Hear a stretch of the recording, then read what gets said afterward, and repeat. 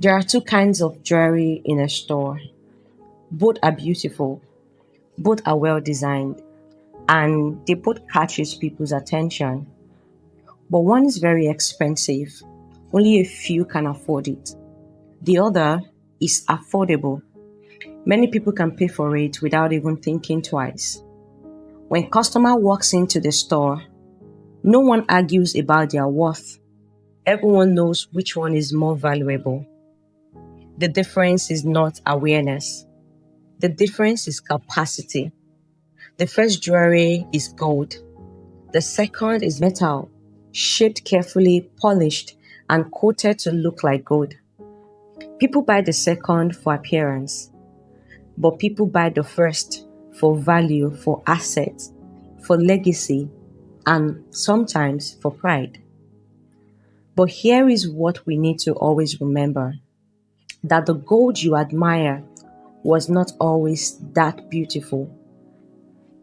In its natural state, gold is mixed with dirt, rock, and impurities. It doesn't shine, it doesn't attract, it doesn't bless anyone. Gold only becomes valuable when it is taken through fire. And the refiner does not guess, it watches closely. The refining process is intentional. Gold is heated to extreme temperature until it melts. What is left is pure. What is impure rises to the surface and is removed. Tradition says the refiner knows the gold is ready when he can see his reflection clearly in it. And this is how God works with us. He refines us until he sees his reflection clearly in us. God designed us to be a blessing to many, no doubt about that. But he also intends we become so valuable that not everyone can reward our worth. Only few would be able to do that. And these few don't reward what is common. They don't reward what everyone can do. They reward scarcity.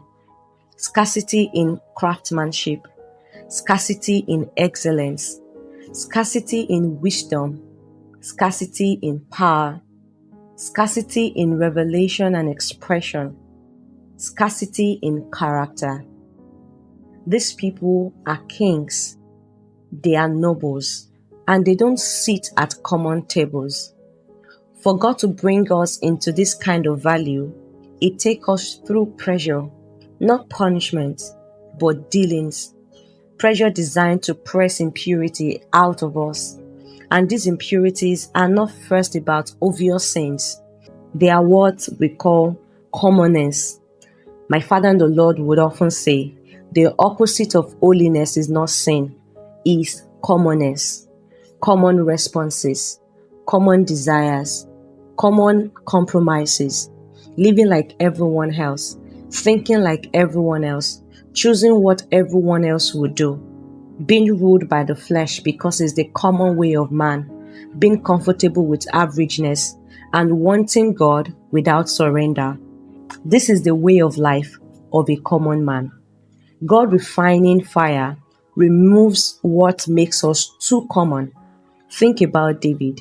Before he became a king, he was called the giant slayer, the commander of thousands men, a man celebrated by people. Yet he was driven into the wilderness, hunted by Saul, forced into caves, surrounded by distressed men in Adullam. That season was not designed to produce revenge. It was not meant to create dominance. It produced a king who served with the skillfulness of his hand and the integrity of his heart. If his way was the way of common men, that season would have made him become revengeful and domineering. That is the difference.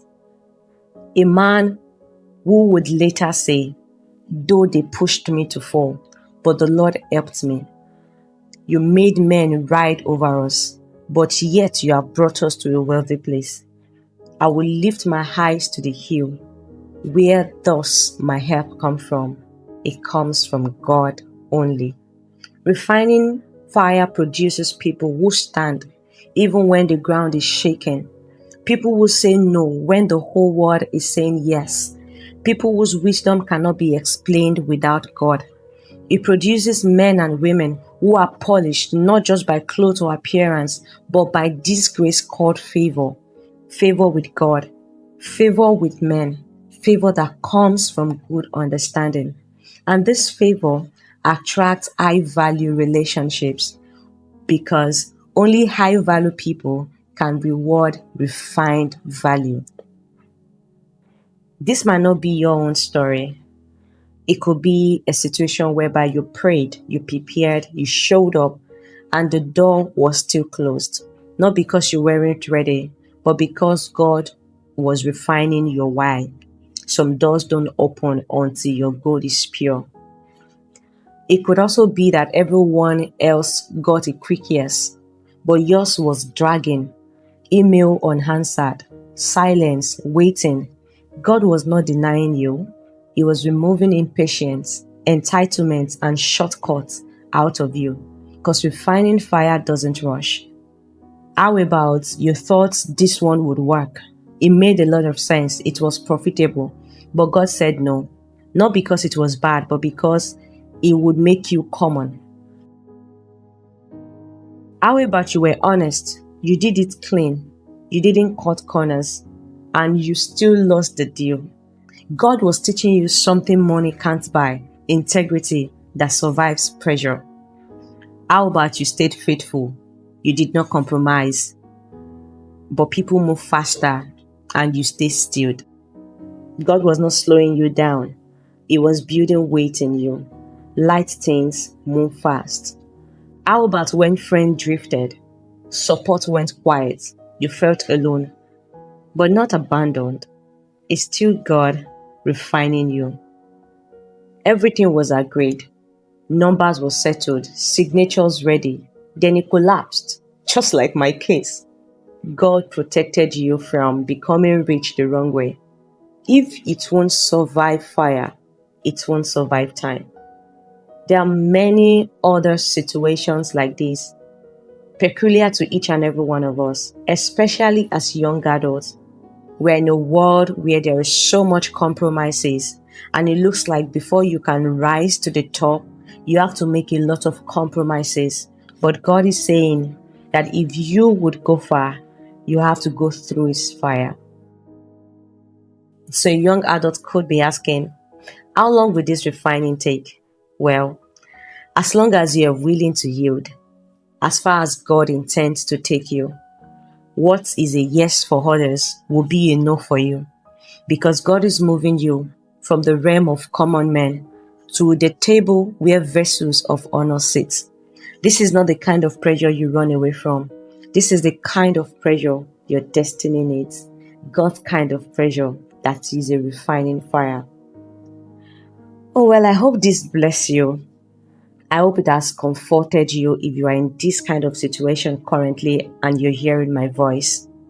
I hope this has encouraged you as well, just in case you don't know that there is more ahead of you, more refining fire from God ahead of you.